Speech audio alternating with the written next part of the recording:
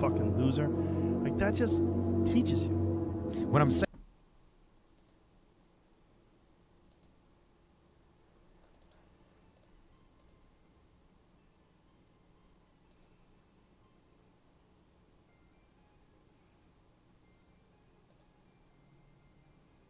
Fucking loser.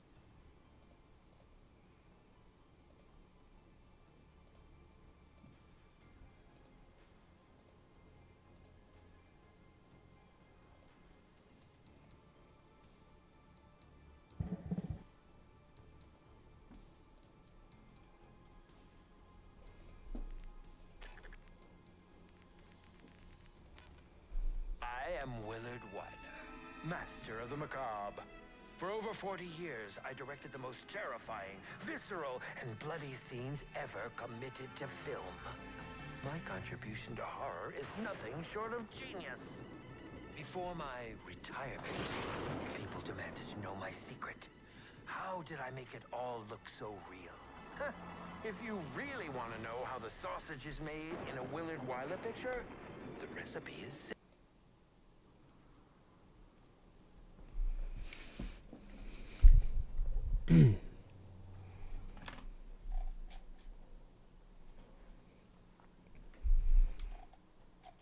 Testing.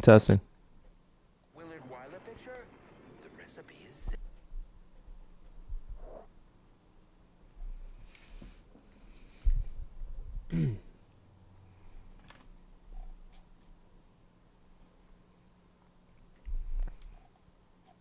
Testing.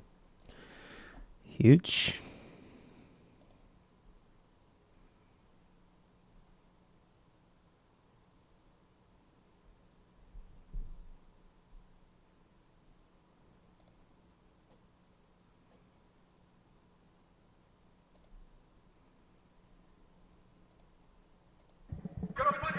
The Joe Rogan Experience. Join my day, Joe Rogan podcast by night, all day.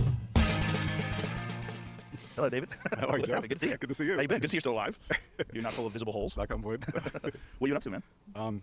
Spending a lot of time with my daughter, number one, and then number two, I've been working on this series for National Geographic. So I've been traveling around the world searching for these people that do incredible feats that they've passed down through generations, and I'm trying to learn, but it's a fast learning curve. So it is the most dangerous thing that I've ever done in my life, but I have the best of the best helping. So That says a lot, because you've done... by far, the most, yes. Whoa. Well, you showed me some things off camera that we can't talk about, but... Well, you can talk about it, I just can't show it. Okay, well... so the scariest thing was like 3 days ago. I kissed Cobra? a king cobra. Yeah. I In saw the it. wild. Yeah. What is there a trick to that? Is it a movement thing? Do you move slowly so you don't... I studied for weeks and just tried to understand their behavior and worked with different cobras and I had a team around me that taught me how to move quickly and get out of the way. What happens if you get bit?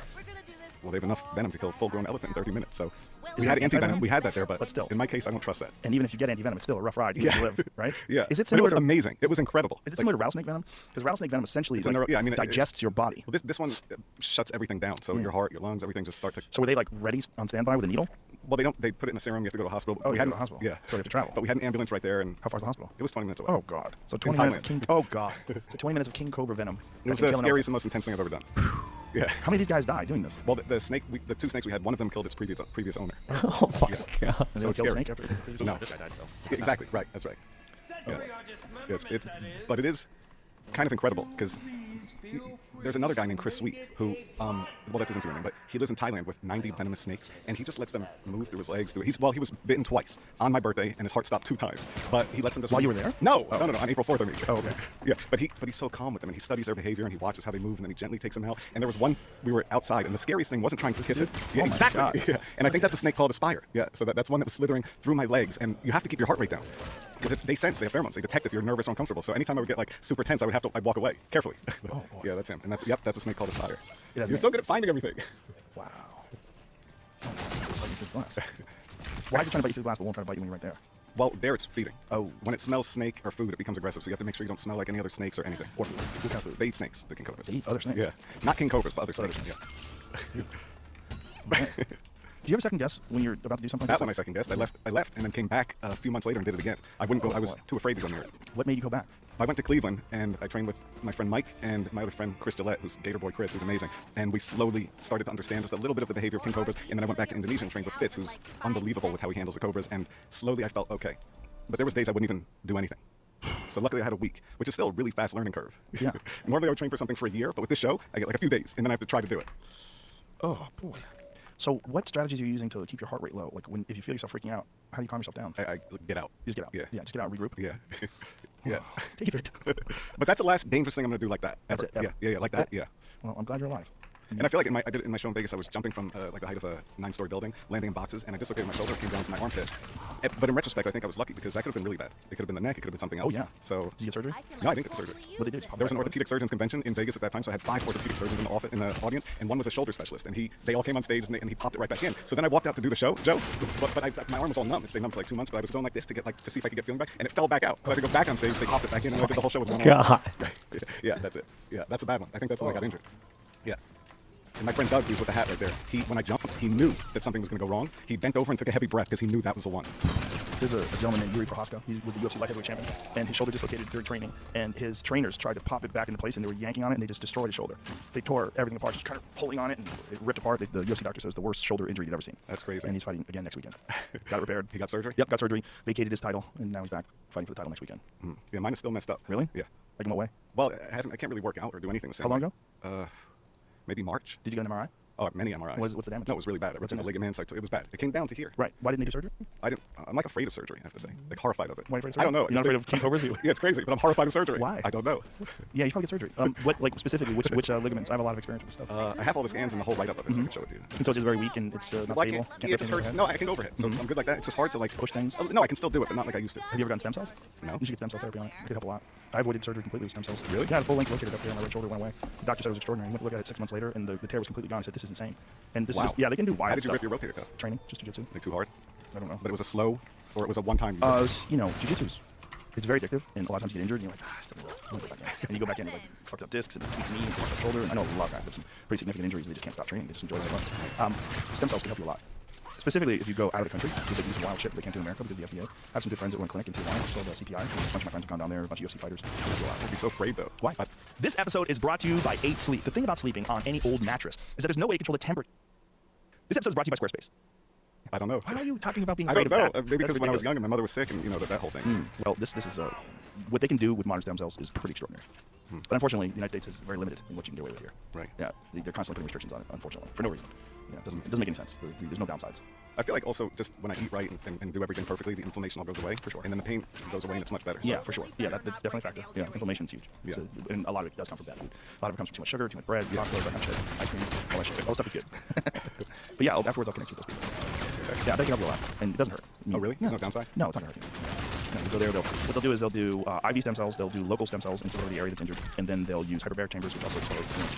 They'll have you down there for a few days, and I guarantee you a few months later you'll feel significantly better.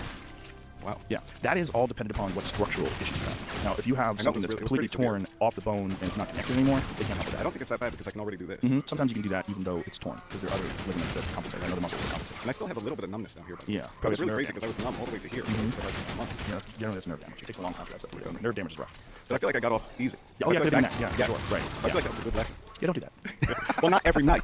Don't do it, period. Don't do it again. The craziest thing was we only had insurance for the first 10 shows, and the injury was on the 10th show. So Monday morning, the insurance company called. They said, "You want to discuss this new condition?" Yeah. So that was the end of that. Yeah. Which is a good thing. Yeah, don't do that. You've done some extraordinary things with yourself, and you really have. Some crazy things. Yeah, some crazy things. But all for entertainment, and not. It's interesting because it is entertainment, but it's also entertainment and sort of educating people the boundaries of what the mind can force the body to do.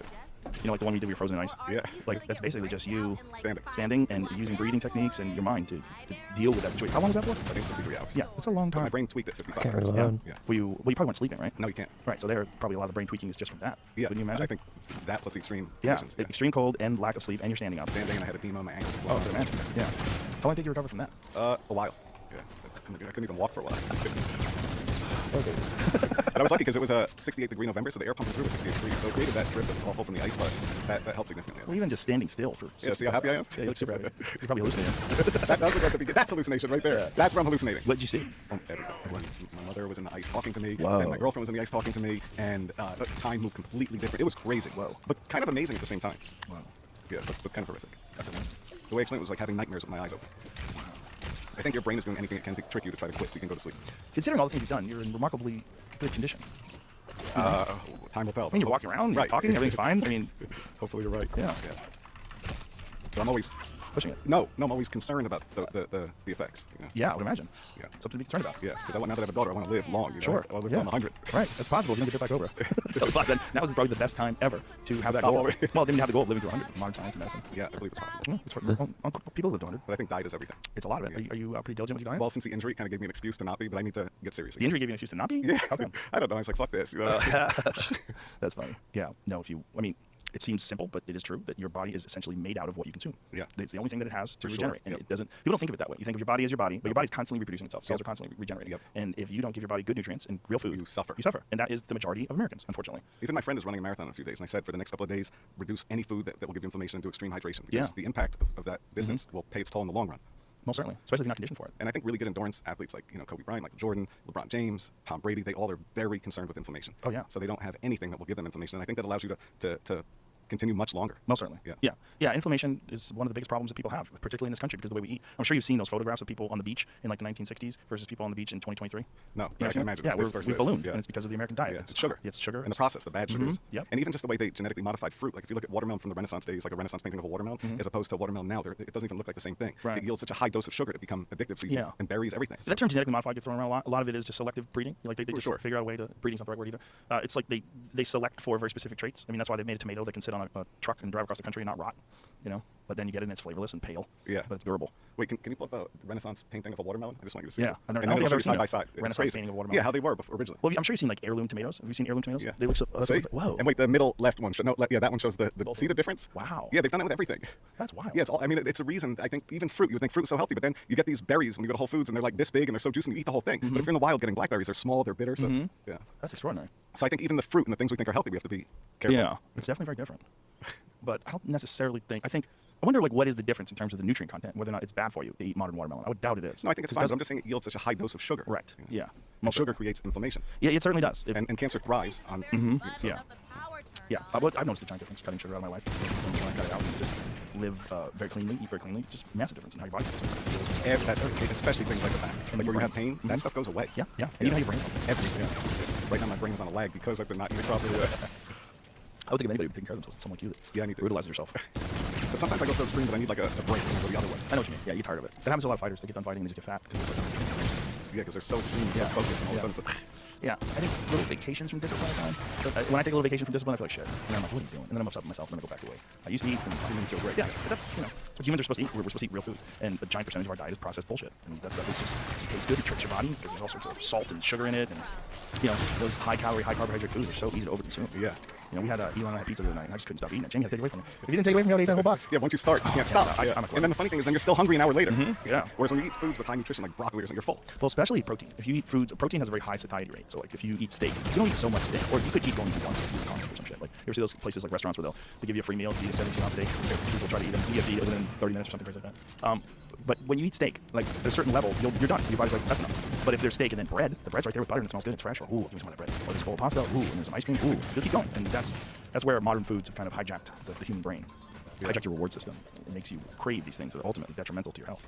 But when you're eating really healthy, what's your diet? Mostly meat. I eat mostly meat and eggs. Do you eat raw eggs? No, not cook them. I feel so good when I have raw eggs. They're good, but you do have to be concerned with salmonella. You particularly I think it's like 1 in 35,000, and it's on the Yeah. shelf. I think it's a low risk. It's a low risk, yeah, but it does happen. There's a certain percentage of people every year, a certain number of people every year get salmonella from eggs. But the eggs in Paris, by the way, they taste so good. It's kind of amazing. Well, they're probably free-range chickens. Yeah, and that's they're the like- difference. they're like orange. orange. Yeah. Yeah. Well, that's a free-range chicken. That's chicken that's eating bugs and worms and small rodents and things like that, which is what they're fucking dinosaurs. I have chicken, and the chickens that you have, if you have like chickens in your yard, if you have a good amount of place for them to roam and free-range, you get a dark orange yolk and it's delicious. Yeah, amazing. And it's It tastes also so if you're a person different. who's very concerned about factory farming and ethics that are involved in that kind of stuff, and you don't want to eat eggs because the chickens are mistreated.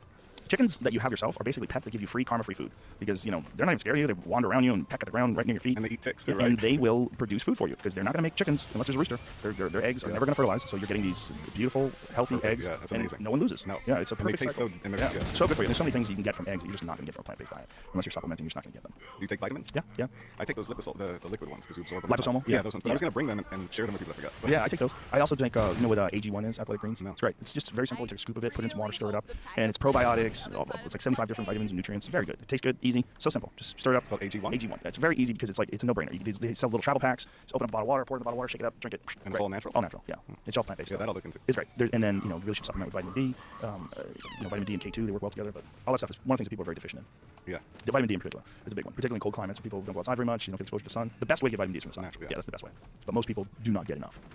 Yeah, that makes sense. Yeah. We're indoor all day working. Yeah, but when you think about, like, what did human beings eat to thrive? Well, their most treasured and their prized food was meat. If they could kill a deer, if they could kill, something that was nutrient dense, that had fat on it, a pig, like that's what they treasured the most, because that's what they would give them the most nutrients. You would also assume they would have like coconuts, bananas. Sure, fruits good, that were easy to- especially, again, fruits that weren't fucked with. But that's one of the things that we've done with wheat.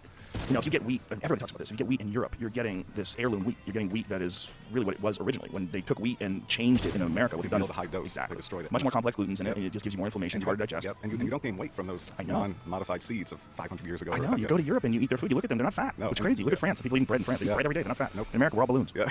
Yeah. It's just in making things better to sell because the higher yield and you can make more profit. We've poisoned ourselves Yeah. essentially. Yeah. It's fucked. But at least we know it. So if you do seek out the information, there's plenty of doctors that could explain these things to you, and just seek out organic foods and just eat real foods. Eat real foods, and you'll be far better off. You even sleep better. Oh, yeah. I don't snore. Oh, yeah. I don't need as much sleep. Sure. It's so crazy what a difference it makes. It does. It makes a giant difference. Yeah. And it's so hard to get people to deviate because once you get accustomed to eating certain kinds of food, you start craving those kinds of food. Yeah, it just figures Yeah. So we'll get your shoulders out. I'd like to see what your MRI said though too. Yeah, I'm sure I'll show you they'll want after. the doctors want to see that too. Yeah, I have all the MRI. So I was doing MRIs before every jump and after every jump just to make sure the blood vessels around the heart and things weren't Oh, yeah. shifting. Because if we noticed something small, then we would stop because that would something connected to the heart wouldn't Yeah. become problematic. So Yeah. I feel like I got lucky on that. You probably definitely did because if it hit your neck and had the same sort of impact as what it did your shoulder, imagine something that can blow out your shoulder like that. What it could do to your spinal cord. Yep. Yeah. Yeah.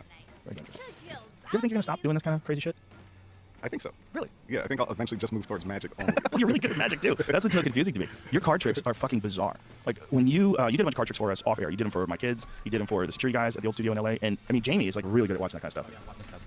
Right, but Jamie was fucking staring at you like a I hawk. want to figure it out. Yeah. I know it's magic, but like, there's also. That was tricks. He knows how to do it. Yeah, He knows how to do it. but after it was done, Jamie was like, "Fuck, I have no fucking idea." I tried. I thought I knew what was gonna happen. Yeah. And I didn't. Yeah. So you're obviously that good. He couldn't wait though. He was like, "I'm gonna figure it out." Couldn't figure out jack shit. It's yeah, that alone. But I mean, you're kind of the only magician who also does things that aren't necessarily magic, but they are extraordinary feats of control of your body and just dangerous stunts.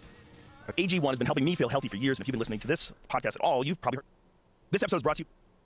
I think part of the excitement for me is just learning something that's unique, that's not really done in the magic world, but then just the actual training and learning a new skill. So it's like a continual search to try to figure out new things, and that's kind of what keeps me excited in a lot of ways. And I think it's like something different because I think most people that are magicians, a card trick everybody can learn, but when you go and try to figure out one of those things that are insane to learn, or you're inspired by something else and it leads to the trick itself, that's exciting for me. So when I went to Africa to learn how to swallow a gallon of water and then spout it out, I didn't know it would lead to being able to hold frogs in my stomach and then produce them at any time, but it ended up leading to that. So it became a magic trick, but it started as like some insane skill that I saw somebody do and I was obsessed with. When you swallow a gallon of water, are you stretching your stomach out? Is Yeah, that it's what's happening? horrible. It's awful. But is it like, do you Yes. gain greater capacity because of that? No, No. no. Every night in my show I have to put a gallon of water inside and it's horrible. What does it feel like? Ugh, awful. Like pregnancy, maybe? I don't know. I can't answer that. Maybe. I'm not sure. Something. So you feel your organs stretching? Do you feel like everything getting pushed aside to make room for the water? I mean, a gallon of water is It's a lot. It's a lot. Yeah. What does it weigh? I think like 8.43 pounds or something. Yeah. So just imagine 8 pounds Might of be food. 8.34. Just 8 pounds of food in your body is insane. Yeah, no, it's You a know? lot. And Sitting it's, down solid, it's eating- all solid. yeah. It's water, so it's just Oh. like a big solid. Just a mass in And then I have to go do the show. Oh god. So you Every have it night. in your body while you're Yes. doing that. So you have to ignore this awful feeling while you're doing your show. And act normal. Whoa. And then spit it all out. How do you make sure you're not peeing it all out? Like how do you? I know the time on that, so Oh. I practice the window of time. What's the window of time? Well, between it swallowing starts. Obviously, it starts to move in like 15 minutes, but I'm able to kind of control it for the length of the show, pretty much. Are you contracting your body? Are you doing something physically? Well, then I spout it out to put out the fire, Right. so it's a break, and then I reload it, so secretly. So when you spout it out to put out the fire, people are like, "What the fuck? Like, where do you get all this water?" Well, they see me drinking it also, so Right. yeah. But still, pretty insane. It's insane. It's a show that, my show's a show that you can only do like once or twice a month. You can't do it, right? If I did a card trick show, I could do it every night, right? It'd be like very good for business. Yeah. But I like the show because it's an impossible show. It's like, what did I have to like get into the mindset and be like, oh fuck, here's another night. So when you put together a show like this, like when you're sitting down the planning stages, and you're like, okay, got a big show coming up in Vegas. What am I going to do? How much time is involved in the creation of something like this? Years. Years. Yeah. Wow. Yeah, years and years. Wow. I mean, it took me 20 years to even do my show. 20 years. Almost. That's insane. Yeah. Because I wanted something that was different and, something that I felt like would represent what I love and what interests me. So I worked on all these crazy things, and it took so long to figure them out. And then had to apply magic to them. Like how to make the trick part. And then the trick part always makes the other thing seem like that's a trick. So when I'm holding my breath, everybody thinks like I have tubes or something. Right. What did you do when you held your breath? Like, how long did you hold it for? It was something insane. I want to say My like actual 13 minutes or something I like did that. 1704 and over, but my actual record with doctors and pulmonary experts and all was 20 minutes and 2 seconds, breathing pure O2, and my heart rate dropped to 8 beats per minute. So they pulled me up because they thought I was going to go into cardiac arrest. And actually, that one felt pretty good. But now I think the record is like 2403. Yeah. And what, you breathing pure oxygen before you do it? Yeah, without the pure O2, I was up to like 747. Which is still insane. I know free divers can do something. Yeah. Yeah. But they're also, the ones that are really good are really thin, really tall. They have a total lung capacity that's much greater than mine. Mine is less than average. So Your lung capacity yeah, is less than average? Yeah, 80% of the average person my height and size. Why is that? I don't know. That doesn't even make sense. You can hold your Yeah, breath my that long. TLC is 80% of the. That's crazy. But I think that's where a lot of it has to do with accepting the pain, like mind over matter. So generally, like taller, longer people have makes it longer easier, yeah, lungs, bigger a yeah. bigger chest cavity. Yeah, That makes sense. yeah. Yeah, there's a dude who's an MMA fighter named Eating Anyway, and I know he did something insane. He was a free diver. He lived in Hawaii, and I think he was up to like 7+ minutes. And that's also physical, right? Because you're holding your breath, and then you're diving into the water and moving your body, so that Makes it consumes much harder. oxygen. It's not just sitting Yeah. there. Yeah, when I was doing those, I just, and even your brain functioning, you want to shut everything down because your brain uses a lot of oxygen as well. So the more that you can just shut everything down, the more efficient you are. And when you're doing that, like, how are you getting your heart rate to 8 beats a minute? I didn't intentionally do that; it just happened. I think the body does whatever it needs to do to make sure you survive. Right, so your body's recognizing like this motherfucker isn't breathing. Yeah. Let's just slow it down, and like it's kind of like creeping towards the gas station when you're on E. Yeah. You know, like you're going like 5 miles an hour because you know you're not gonna make it otherwise. Wow. What do you think is the most difficult of all these things you've ever done? Maybe the heights. Mm. Just on the mind. Yeah, that one's the worst one. I would never do that again. How long did it take your brain to recover from that? The brain recovers pretty fast. I think after one night's sleep, I was okay. Really? The brain, yeah. So no more hallucinations. Yeah, but also yeah, it was bad. I would worry about something like that that would open up a door that I could never close. Yeah, That would, in a horror movie, that would happen. that's why I don't mess with sleep deprivation. I tried to mess with it, it's scary. Yeah. I think it's a very effective form of torture. I think in North Korea they did that to the Americans, extreme sleep deprivation. I think that tweaked them the worst. Oh, I'm sure we do it too. Yeah. Guantanamo Bay. Yeah, sleep deprivation is horrific. Yeah. Isn't it crazy? It's horrible. Because that's when you wouldn't even think of it as torture. When you think of, people think of it as torture, they think of pain. You know, they don't think of just like making someone stay awake. But that's, isn't that Chinese water torture? They just drip water in your face? I don't think that one's so bad. Really? I don't think so. I heard it's pretty bad. I think there's something about it that just keeps you awake. And just, no, it's just the drip and like it being irregular intervals. I don't know. I don't think so. Maybe just try that one. You want to see this trick? I would love to see this trick. What do you got? Well, it's a simple one. It's a Okay. simple one. So I just use some thread, but I might need your help. Okay. You want to come? Okay. I'll come over there. Yeah. Should I move over, or you can come here? I'll come over there. Should I slide to the left or something? So first I'll show you the trick version. Wait, can I Okay. take this off? Yeah. So first I'll show you the trick version of it. Okay. Which is just like this. So the people just listening at home, he folded over a little loop in a piece of thread, and he's putting it in his mouth and swallowing it.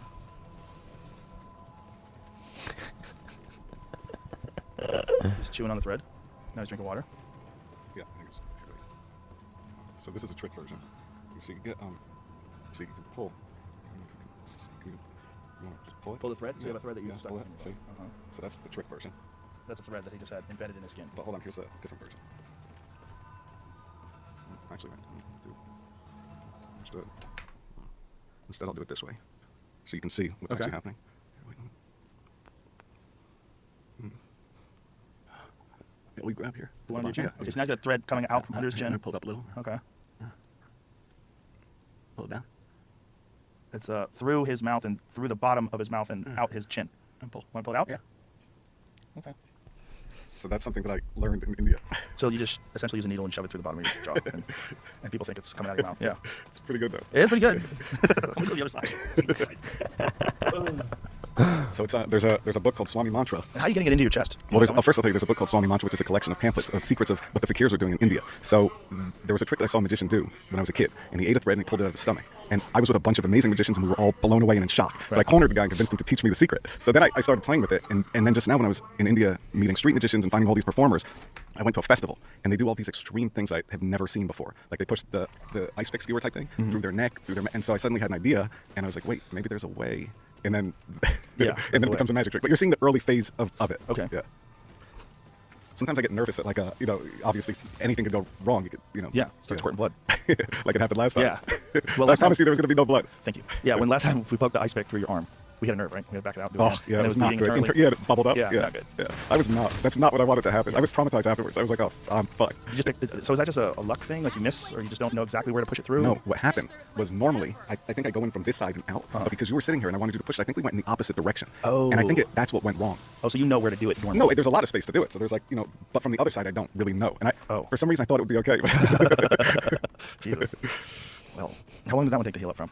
I mean, that was fine because it was just the arm. It wasn't wasn't nerve or anything. It seemed like you were hitting nerve though. Well, we stopped and we Yeah. started again, didn't we? Did we start and stop? Yeah, again? we stopped. And we found a new hole. And we tried again. Yeah, but it was bleeding internally. Ballooning up, and we had to stop the show. And luckily, we had an EMT here. Yeah, but he said it was fine. Yeah, And it was. he was a little bit. What the fuck? Yeah. After I was like, my career is over. I just did the most disgusting things. Nothing worked. It was horrible. There it is. Yeah, Yeah, so exactly. Once You're going the through the. opposite way. That's right. That's what went it wrong. is. Yep. Yeah, yikes. Yep. And I always go in the other direction. What is the difference though if it's the same spot? I don't know. Maybe. Obviously. Yeah. Well, I think it's probably you know how to do it yourself. Well, no, but I Right? let the audience do it when they come on stage. I let them really? pick a spot. Yeah. I mean, I make sure it's above the plate. Make sure yeah. it's not in a dangerous place. But yeah. Yeah. many times have you stuck an ice pick through your arm? Oh my, so many. And 100? through the hand, way more. Thousands. Thousands? Yes, and through both hands. I had to stop with my hand because I was getting the scar tissue, and it was becoming really hard to push the ice. Oh. But I did CT scans. I looked at the hand. I studied where all the blood vessels are. So I thought about it for a long time before I started doing it, and then I did it with like acupuncture needle. But this is something nobody should do. No magician, nobody, because it's just real. It's just not good when things go wrong. Yeah, I imagine. Yeah. I imagine it's a real problem. How do you like decide like what you're going to do with these kind of things? Like, what makes you come from like I think it was like an ice pick through my hand? I think it started early on. There was a magician named Harry Anderson that used to do needle through arm. It was like a fake arm thing, like he stuck it together and it looks like it's going through. I was like, and I think I was like, that could probably really be done.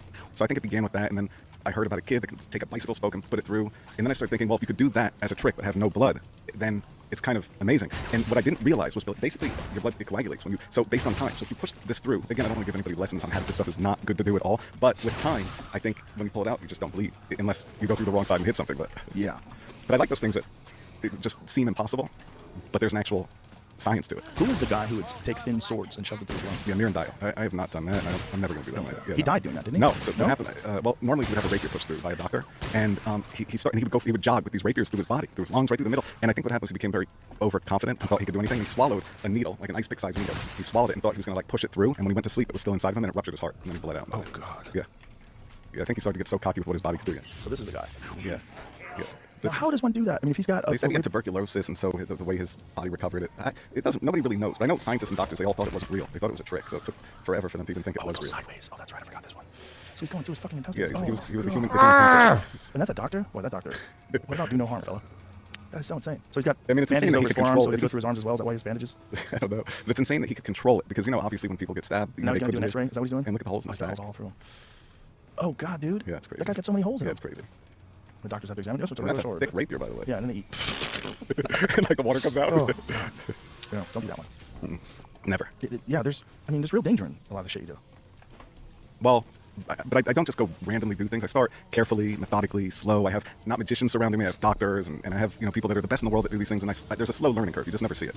So, but that one to me, I was like, no, it's not worth it. Has anybody else done that other than that guy? I don't think so. Not intentionally. Cards, bro. Cards are amazing. Why fuck around with the Cards things? are amazing. They're amazing. They are amazing. They're amazing. Yeah.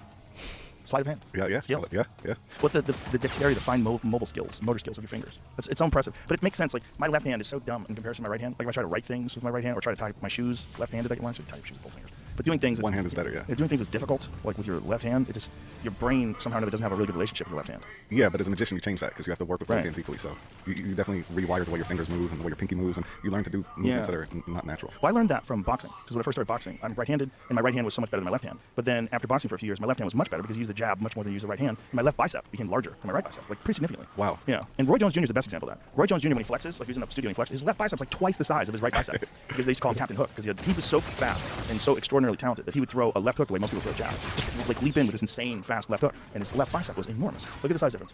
Wow. Isn't that crazy? Yeah, that's a huge difference. Huge difference. And that left hand was a lethal weapon. Amazing. But when you do box and you throw jabs and left hooks with your left hand, and then you switch and try to do it with your right hand sometimes it's really just your brain has this relationship with those particular movements. Yeah, look at his bicep. Wow, that's unbelievable. Yeah. I mean, in his prime, he was just... It's funny because nobody would think of the jab as being, you know, you would build your jab much more than a... Yeah, because you use it much more. When you're boxing, you're constantly throwing jabs, and then you do occasional right hands. It's probably like 4-to-1 ratio at least. Yeah. And then left hooks. Yeah. I used to always print T-shirts when I was a kid of Mike Tyson and wear them every day. Oh, yeah.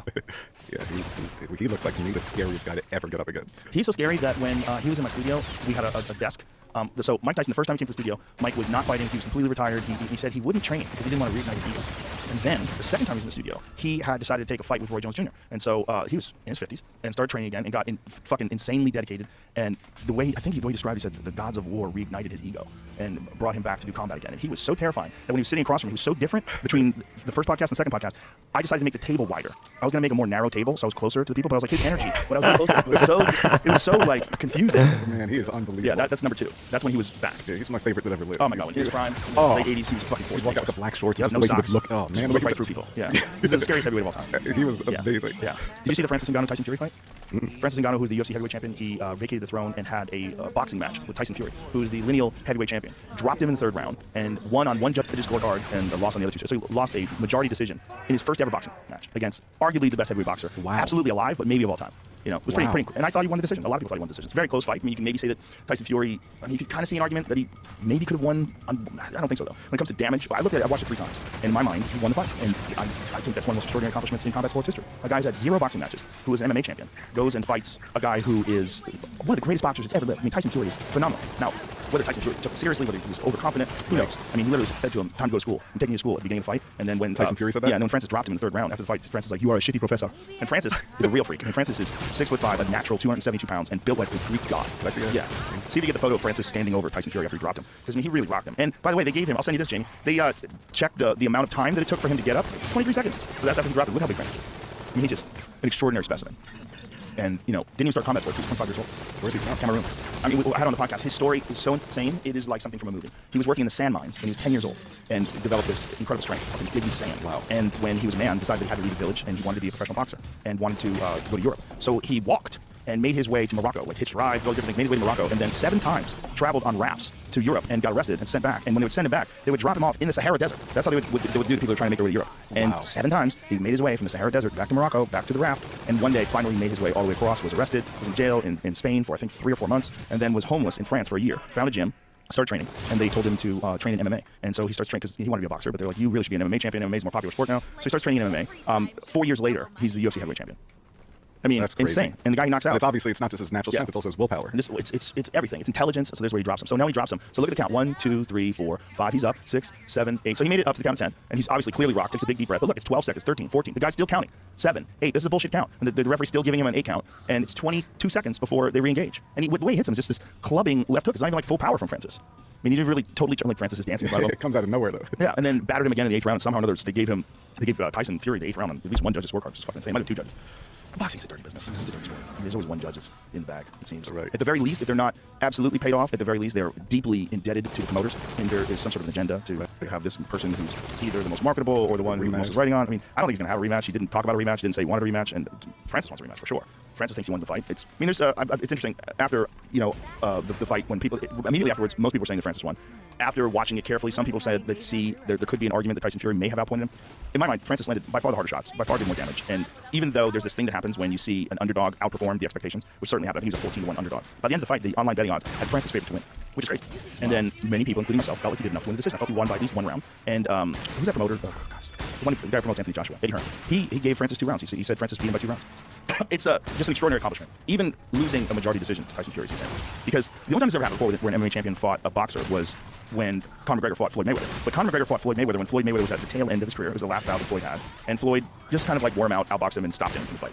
Whereas Francis fucking dropped him in the 3rd round and battered him in the 8th round, and it was just an insane performance. I mean, literally like a legendary combat sports performance. It'll go down in history. When they talk about boxing and things that people have accomplished, it's one of the greatest accomplishments ever. Pretty amazing. You train both boxing and... I've done everything, yeah. AG1 has been helping me feel healthy for years, and if you've been listening to this podcast at all, you've probably heard me talk about it, not just in ads, but with guests and my friends. I tell everyone, AG1 is a foundational nutrition supplement. This episode is brought to you by Roka. But which do you prefer? MMA for sure. Yeah, there's more options. It's more complicated. I mean, I think the boxing is an amazing skill. It's an amazing thing to learn. It's very helpful in terms of self-defense. It's an excellent, it's a must know. It's a thing you must know. If you want to compete in combat sports, you must know how to box. But a really comprehensive skill set that a true MMA champion will have is far better. And if a boxer, like an elite boxer, fought in an MMA fight, they would have almost no chance. Like if Tyson Fury fought Francis Ngannou in an MMA fight and beat Francis in an MMA fight, that would be more extraordinary than Francis beating, or rather than Tyson Fury, or if Tyson Fury beat Francis in an MMA fight, it would be more extraordinary than Francis beating Tyson Fury in a boxing match. Because at least a big part of Francis' skill set is his punching power in his hands. Whereas Tyson Fury has almost no experience in grappling, kicking, any of those skills. If he beat Francis in an MMA fight, that would be like the most incredible thing that anyone's ever done, ever. But no boxer, other than the only boxer that's ever even like at an elite level competed in MMA, was James Toney fought Randy Couture. And it was the end of James Toney's career. He'd already accomplished incredible feats as a pure boxer and kind of just took it for a paycheck. And he got taken down and just strangled pretty quickly. Randy Couture just ankle picked him, brought him to the ground, got on top of him, head and arm choked him. Once he got to the ground, it was like a foregone conclusion for Randy to destroy him. No boxer has ever said in the middle of their, like as if Manny Pacquiao in the middle of his prime said, I'm going to fight MMA. That would be insane. And he'd probably get his face kicked off. I mean, probably get strangled, probably get taken down, strangled, and he'd be helpless. It's a different skill set. There's so much more to MMA. To me, it's more exciting to watch. It's certainly more complicated. It requires more of you. You have to train in multiple disciplines. You're not just training in using your hands. You're training in kicking, elbows, punches, knees, takedowns, submissions, submission defense. The rounds are longer. They're 5-minute rounds as opposed to 3-minute rounds. It's like 5 minutes is a long time. It's a long time. It's a long time. And in the old days, in the Pride days, well, the old days, the UFC, there was no time limit. And then in the Pride days, which was one of the glory years of MMA in Japan, they would have a 10-minute first round. And that was very, very hard. That really, Dan Henderson, who was in here before, was one of the all-time greats, said that was what separated the men from the boys, that 10-minute round. Because 10 minutes of straight fighting is crazy. Against a trained killer. It's crazy. For the whole world. And they would do this at like the Saitama Super Arena with 90,000 people, the Tokyo Dome, enormous venue.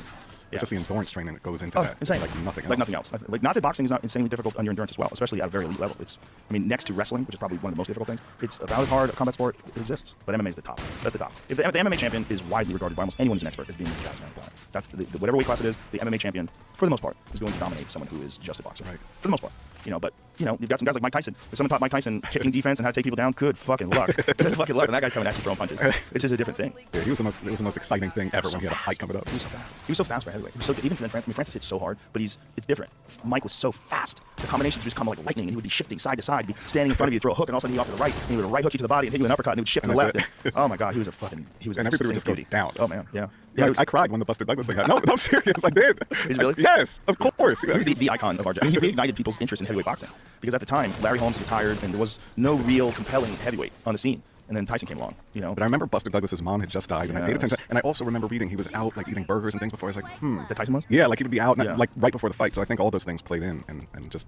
Well, I'm sure. I mean, there's certainly overconfidence that comes with someone who just thinks they can destroy anyone in Right. front of him. Yeah, well, he could. It's also his mentor had died. Customado Yeah. had died years earlier, and it was just very different. You know, and I also think that there's a certain level of performance that a fighter can only maintain for a certain amount of time. Right, Because the amount of dedication and drive, it's so extraordinary. Unprecedented. Yeah, that you really can only do it for so many years, Yeah. and then eventually you fall off. Yeah. And I would say, when we talk about all-time greats, you can talk about all-time great careers, and there's people like Bernard Hopkins who had insane careers that went into his 50s. But when you look at like when they burned the hottest, who was the best during that time? There was no one like Tyson. No. There was no one like Roy Jones Jr. There's Mike Tyson was also a showman. Like, Yes. it was a show. It was a show. It was an execution. You were essentially Just even when he would just stare at his opponent right by. He would stare right through them. Oh yeah. man. Yeah, he was awesome. He was an awesome specimen. He just did a perfect example of an elite boxer who had a very unusual skill set. I mean, to be a short guy for the heavyweight division, but insanely fast and just unheard of. built like a brick shithouse, just Yep. coming in, winging bombs. To me, the Tyson that is the scariest was the Marvis Frazier fight. When he beat Marvis Frazier, it was before he won the title, and it was on ABC Wide World of Sports. And I remember watching that going, oh my God, like, who can beat that guy? It was just different. You know, there was every other heavyweight looked like they were stuck in mud.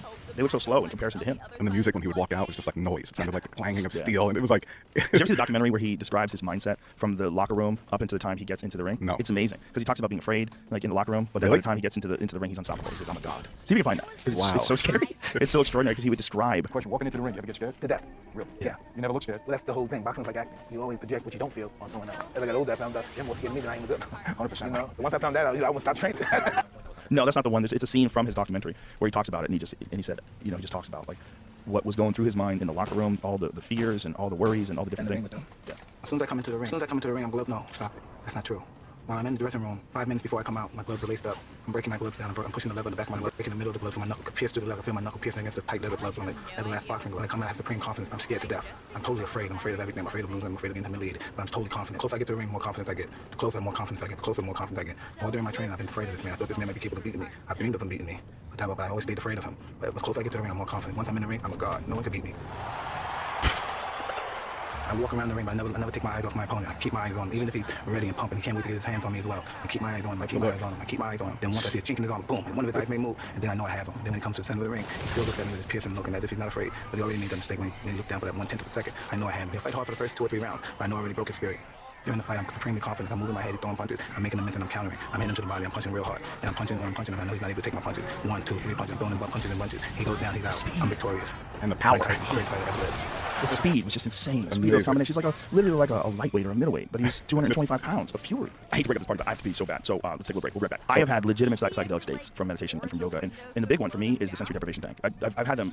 I've had like full-blown experiences in the sensory deprivation tank while sober, where if I could give you a pill that would get you to that place, you'd be like, oh my God, I'm on a Amazing. drug. And I've come out of that, those psychedelic states, which I call psychedelic. You know, I could tell someone I had a psychedelic experience, and I didn't take a drug. I had a psychedelic experience in the sensory deprivation tank, meditating and going through these deep breathing exercises.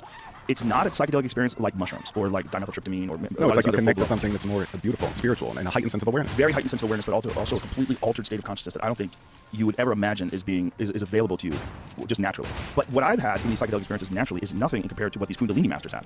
Kundalini masters, and I have a friend who's done this, who trained Kundalini yoga for many, many years, Right. and learned how to get to a full-blown, like hallucinatory psychedelic experience where there's geometric patterns and you're connected Yep. to entities. And the way he described it, he's done psychedelics and he's done Kundalini. He said it's Much better. It's no. He said they're indiscernible. They're the same experience, exact same experience. But you can get there. You can get there naturally, Yeah. which makes sense because the human mind, the brain, produces psychedelic chemicals. They're Yeah. endogenously produced, particularly dimethyltryptamine. It is a naturally produced psychedelic substance that your brain and your whole body creates. Your brain makes it. So whatever you're doing when you're getting hypnotized, there is something going on. And I mean, I think you could measure it in the brain as far as like fMRI or EEG or some sort of methodology where they would use equipment to measure your brainwaves. They would find a difference in frequency. But I think more importantly than that, I believe there's an endogenous release of certain chemicals, whether it's like, here's another example. We just did, I've got a bunch of comics that are out of shape, and one of the things that I told them, I said, listen, come in with me. I'll take you to the gym. I'm not going to make you do anything that's going to brutalize you. I'm going to slowly get you guys in shape. We've been doing it for the past few weeks now. But one of the things we do afterwards is the cold plunge. And That's so the best. it's amazing. The cold plunge is amazing. So my friend Shane Gillis, we did it That's yesterday, amazing. he got out of it. He's like, dude, I feel like I'm on Molly. I go, right. Do you know why? Because your brain ramps up dopamine outside. When you get out of the cold plunge, you do 3 minutes. Your dopamine gets increased by 200%, and it lasts for hours. Hours and hours. So you feel like you're on a drug. And it is a drug that your body is producing. So you are in a psychedelic state after you get out of the cold plunge. And especially if you feel gratitude and you go into it with the right mindset and you leave it, you feel so beautiful. You feel so in tune with things. Yeah. Yeah. Do you do the sauna also? Like Yes. sauna to cold plunge? Yeah, I do back and forth. That's my Yeah. favorite. Yeah. I used to do that at Rick Rubin's house because his sauna would get really, really hot. Yeah, Rick Rubin and I talk about it all the time. Yeah, We both do we it. do the cold plunge, the saunas, and it's amazing. It's amazing. And it does give you a very bizarre, altered state of consciousness that is the exact same thing as a psychedelic experience. You I feel like it reach- also makes you tougher to the environment. You know, I think it's like there's a lot of things that it does. Voluntary It also sets a mindset. So like when somebody's going to go into the ocean, like, oh, it's too cold, you know that you can just go in. Yes. I think I used to do that as a kid subconsciously. I would wear a t-shirt all winter.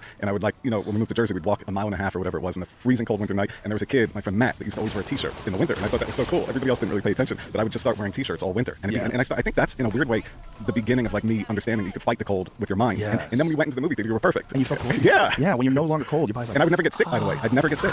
Right, because it really enhances And everybody your that was all immune bundled up all the time, they were always getting sick. Right. But I don't understand making it. your body stronger. I think so. 100%. Yeah. 100%. The cold plunge absolutely does that. But I also love extreme heat too. I do too. I think love there's- it. well, there's a lot My of dream, by research the way, is to have a cold plunge in a sauna. Why don't you have that? I don't know. You need to get that. I have that. I have it here. I have it at home. I live off that. I think it's extraordinary. And there's also a lot of like real research that backs that up. There's a study out of Finland that was done that showed 4 times a week for 20 minutes. They studied these people over 20 years, and the people that did it 4 times per week had a 40% decrease in all-cause mortality, heart attack, stroke, cancer, for everything, sure. because of heat shock protein. For sure. So your body's developing these heat shock proteins from the sauna, and it's reducing inflammation, and it also increases your cardiovascular output. And that's one of the things that wrestlers, like Dan Gable, who's like one of the most extraordinary wrestlers of all time, he learned that from the Soviets, because the Soviets and a lot of these Eastern Bloc countries, they were using the sauna as a part of their training. So he started incorporating into his training using it for his wrestling. And then it also sweats out the toxins. It does all this amazing stuff too as well. Yeah, more importantly, it's the heat shock proteins. The whole toxin talk is like, Oh, really? It gets a little I don't know. hippy-dippy crystals. You know, and I went to Finland. I went to the Arctic Circle with my daughter on New Year's a few years ago, and we stayed in this ice hotel. Oh, I've heard of that. Yeah, and it was freezing. And the only thing you have, obviously, but the only thing you have is like a little sleeping bag to sleep in. And so we were sleeping in those sleeping bags, and the whole night I couldn't get a wink of sleep because I was thinking she's gonna freeze it. So I kept touching her, making sure her neck was okay. Oh, God. But she loved it, and it was amazing. It was incredible. I think it'd be probably a fun thing to do for a night and then go stay Oh, that's what we at did. Then we stayed in these hot water. things. Yeah.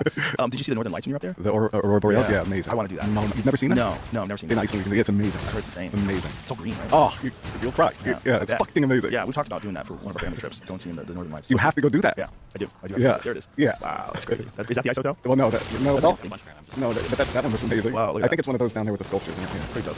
Yeah, I there's think something that's- to extreme cold and extreme heat where your body understands that it's in danger, and then it becomes stronger resisting it. And it produces cold shock proteins for the cold and heat shock proteins for the heat. I think it's extreme deprivation also. Yeah, well, it certainly makes you more resilient for other things too. You can do. I start my day with that. The first thing I do before I do anything, I get in the cold plunge. I do 4 workouts. So I get in the cold plunge for Which 3 takes out minutes. the inflammation as well, probably. It does, but it also jacks up your testosterone because for some reason, when you go into extreme cold for 3 minutes and then you work out, the effect is that your testosterone is jacked up. That's a really, I never heard about Yeah, this. that's something that there's a study out of Japan, and there's something that people are just starting to incorporate now. They're starting to realize the benefits of that. But I'll start doing that. The best overall health and wellness is just amazing. It's an amazing thing. And you know, I very, very, very rarely get sick. The last time I was really sick at all was COVID, and I was only sick for a couple days. Before that, I hadn't been sick in 11 years. And I think a lot of that is training, vitamins, a lot of different things that I do. But I think And when you start to sauna, feel sick right away, you go super clean. Yeah. Teas, ginger, lemon, a little honey, all those things, they definitely work. They definitely work. And it's also recognizing, understanding your body, because you're used to exercise. You have a deeper relationship with your body. You know when your body feels weak. Like one of the times my whole family got COVID, and I didn't. And I think one of the reasons why I didn't is not just that I'm really healthy and I work out a lot, but I started working out, and I was like, boy, I feel unusually weak today. So what I'm going to do is I'm going to stick to a light kettlebell. I stuck to 35 pounds, and I'm just going to do a very minimal routine of like 10 clean presses each side, 10 swings each side, and just stop and relax. And that's what I did. And I did that for 2 days, and then the third day, I started feeling really strong. And I said, let's just push it today. And I went back to a normal workout. So I think my body was resisting whatever was going on in my house and all around me. And then I got through it, and I never got sick. Do you do anaerobic training? I do all kinds of training. Anaerobic is my favorite. I think that helps with the breath hold. I think it helps with When you say everything. anaerobic training, what do you do? Where you're depriving your muscles of O2. So let's say we were doing kettlebell swings. Let's say with a 35 pound, you would do 50 of them or 54. I do. But anyway, so you could do whatever high number you want. Then you take a minute and then you do it again. Then you take a minute, do it again. Or with the battle rope, you do let's say 10 minutes straight, and it builds up such a high tolerance. It's amazing. Even if you're just doing lunges, you can just do them slowly and really feel the burn, and then it burns for a long time after. Well, your body is like a race car that you can build the horsepower on the engine just through will. Just through will and intelligent training and doing it properly. Yep. You can build your output. You change how the thing works. But when I'm holding my breath, those things, that training is exactly what plays a part, because when I start to feel that pain and I want to quit, I know that I can keep going. So it's almost like I train in extreme, conditions to be able to do the other stuff. Yeah, it makes sense. It makes sense. And the boundaries of what is possible versus what you think is possible, the only way to explore those is by trying things like that. And by doing things like the cold and heat and just realizing that your body can tolerate a lot more than you think it can. Yeah, And then and when you get out you of build it, a resistance quickly. yes, you do. Well, Yeah. that was the thing with Shane. The first time he got into the water, he couldn't even do a minute. He's like, fuck. And then yesterday he did 3 minutes. Yep. Yesterday, and it's only been 2 weeks. So he climbed in there and he's like in there for 3 minutes. nothing, yep. And then he got his like, dude, he goes, I feel like I'm on Molly. He goes, it's amazing. It's amazing, right? Oh, now get in the sauna, you're gonna feel so good. And you get in the sauna and you close your eyes and you feel like you're flying. Like, And it's also a great mindset to just walk in. You don't Yeah. tiptoe. You just walk, Just go in. and you go all the way under, right? Just go in. and you come up. Yeah, just go in. Just go in and do it. Yeah.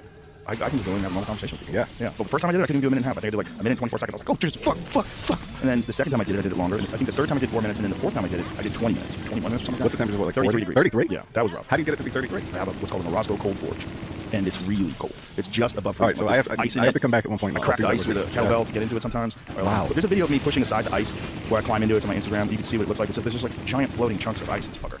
And I just climb in there and just deal with it. And it's and I can talk like normal. I can get in there. My body's so accustomed to it. I do it every day. I fucking hate it. Every time I'm about to do it, I don't want to do it. Every time I'm about to do it, I'm trying to figure out a way I can pussy out. So there's two, So you're like two Mike people in my Tyson brain. approach it. much lesser extent, but there's two people in my brain. There's this little bitch. Here it is. Here, give me some light. See all the ice in there? Oh yeah, that's great. Yeah, that's When I great. first started doing the cold plunge, it was difficult for me to get to just like a minute and a half. I was freezing. And I'm still just as cold. But now I understand. I've been here before. I've experienced it. Are you listening to music? No, I'm talking, so that's like the microphone. But I do listen to music. I generally listen to books in the sauna. That's one of them, but there's another one that's even more ice. Yeah, if you find it, there's another one that's even more ice. Yeah, It's cold as fuck. Yeah, it looks amazing. Yeah. But again, part of me is like, don't do it. I don't want to do it. Don't do it. And Mike that's the Tyson, inner approach bitch. it. That's your inner bitch. You gotta conquer your inner bitch. And you gotta tell your inner bitch, shut the fuck up, pussy. Like my friend John Joseph it's a says. mindset. My friend John That's Joseph, he does a lot of triathlons, and he used to be a drug addict, and now he's like super disciplined triathlete. And he said, the way he says it was like heavy New York accent. He goes, your mind tells your body who's the fucking boss. Yeah, and that's what it is. Like until it doesn't. Until it doesn't. Yeah, but it is. There's a limit, but you have to figure out what that limit is and get to that limit. But I think that, by the way, I think that's part of the thing that I love about learning those crazy things, because even like to kiss the cobra, it is no. But seriously, Yeah. as you approach, it's like all of those thoughts go through your mind, and then as you get there, suddenly everything shuts down, and it's just you and the cobra, and you're hyper alert to its movements, to its behavior, and you're in some sort of a zone that's crazy. And you have to stay very calm with the cobra. Exactly. And if you're not, you get the hell out.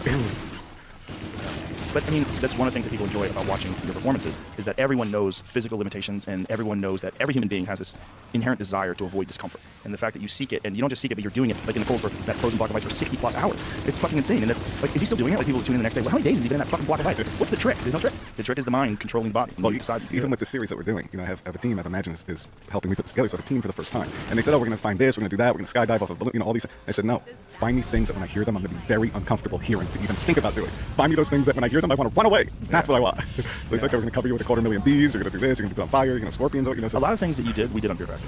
We covered people with bees on Fear Factor. Right. We covered people with scorpions on Fear Factor. Right. Especially those big ass dark black scorpions. yeah, What are those called? the, What kind of scorpions? maybe are those like the elephant scorpions. I don't remember what they're called. The really big, scary looking black shiny ones.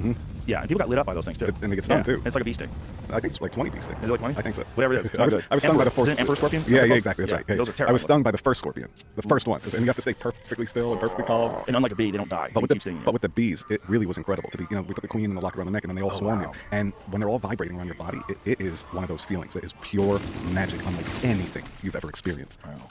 I don't recommend it, but it is incredible. It's just, when I shut them off, that's when I think I started to get stung. When we did it on Fear Factor, this was very interesting. We did it at this ranch, and there was a local hive of bees. So we had all the bees that we brought in. We covered people with bees, but then a local hive sent a bunch of bees to find out what the fuck was going on. And the beekeeper knew that these were different bees, and said, "Hey, we have to stop production right now for a while. They have to sort this out because they have to communicate with each other." Right. So somehow or another, these local bees were talking to these bees that we brought in, and they're like, "Hey, what the fuck are you guys doing here?" Like, "Oh, we're doing a TV show." I mean, whatever the fuck they said to each other, but there was some sort of communication, and apparently it was settled to the point where the local bees were like, they made some sort of agreement. The local bees left, and then the other bees, and then we went back to film. But we had to stop down production for I think it was like a good half an hour, where these bees had to work this out. And I was saying to the guys, Bees are so incredible. And I was so fascinated. I was like, "How are they doing this? Like, what's going on?" We don't know. We don't know what they're doing. We don't know how. But I know. But even when they want to kill like a wasp, they all surround the wasp and they all vibrate and make the temperature go up. And yeah.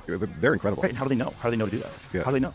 I have leaf Because cutter. their hives are so symmetrically perfect. Right, how do they know how to make that? Yeah. What kind of communication do they have? And they're so efficient too. Just the use of space and the way they design it is like architecture that we can't even do now. It's pretty amazing. And they're doing it with their mouths. We have leaf cutter ants. It's very common out here. And they'll destroy plants. They just take little pieces of each leaf, and you see like a whole line of these ants. And I don't know if you've ever seen leaf cutter ants hive, the colonies.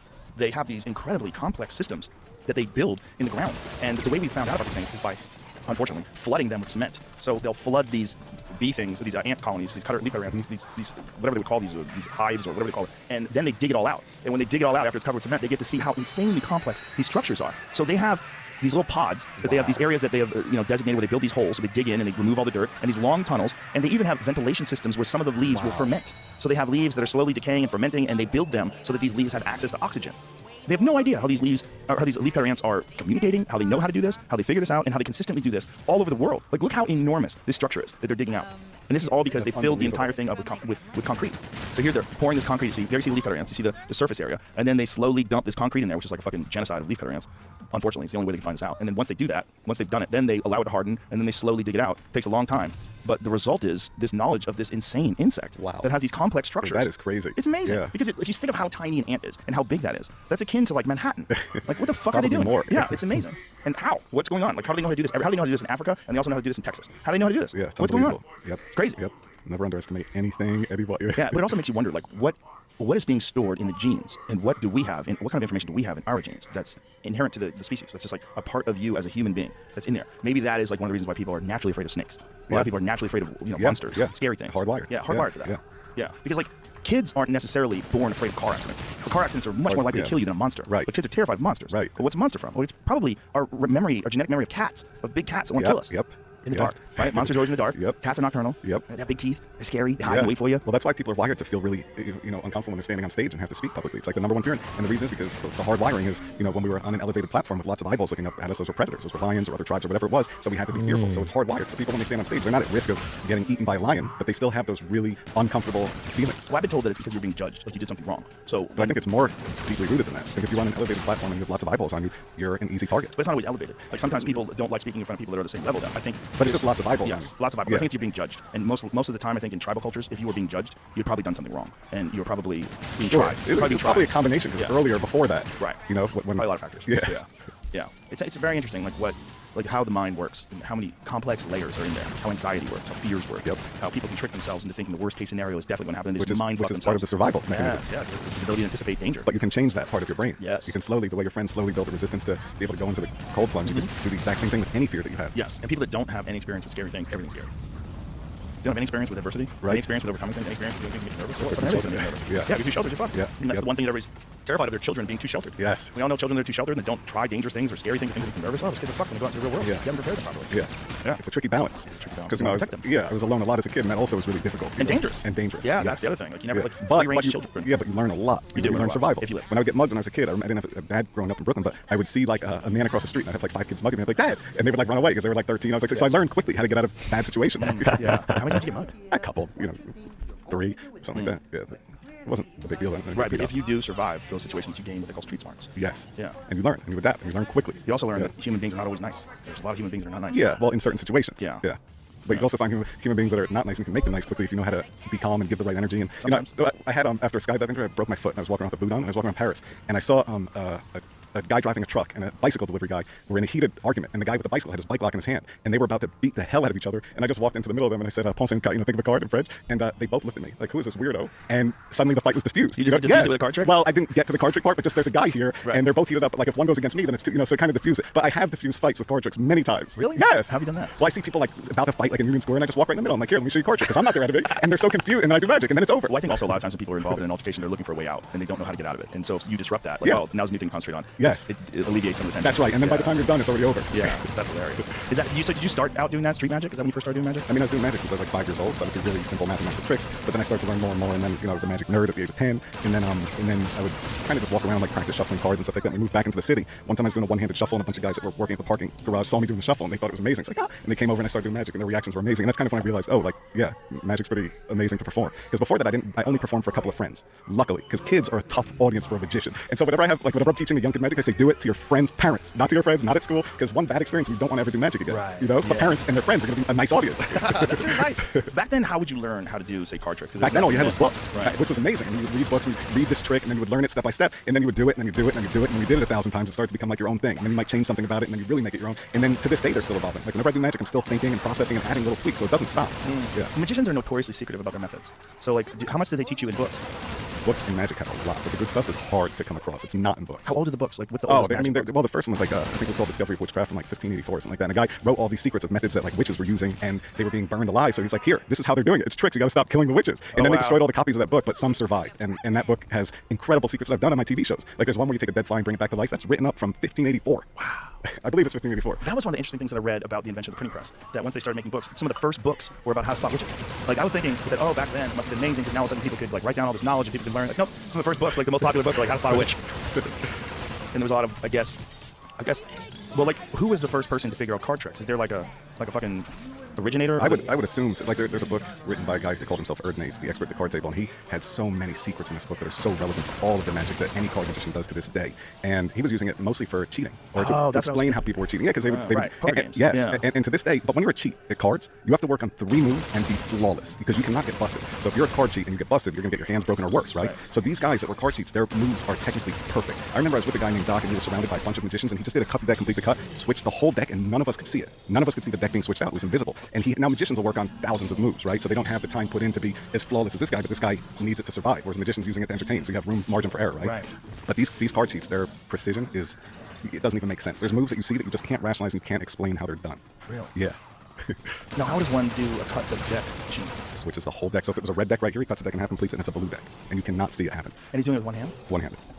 Where's the other deck? I'm not going to tell. But I could give you one hint. Okay, give me a hint. He does have some money in his hand. It could hold some hundreds or whatever. Right. That's the only hint I'm giving, but it's flawless and incredible. But there's lots of guys that just are incredible. There's a guy named Rod the Hop, and he used to go to the New York, he passed away recently in prison, but he used to go to the New York underground casinos, and when he was a kid, I think he was like 15, he would just go to watch, right, to see, because he was a magician, but he was like, what could be done? I think that's what he went. And one day, there was a guy that was like in his late 60s, and he said to the guy, I saw what you were doing. And the guy's like, no, you didn't, kid. He's like, yeah, I did. He's like, then tell me what I was doing. And Rod said, he had a button-up shirt, he said you were switching cards through your shirt.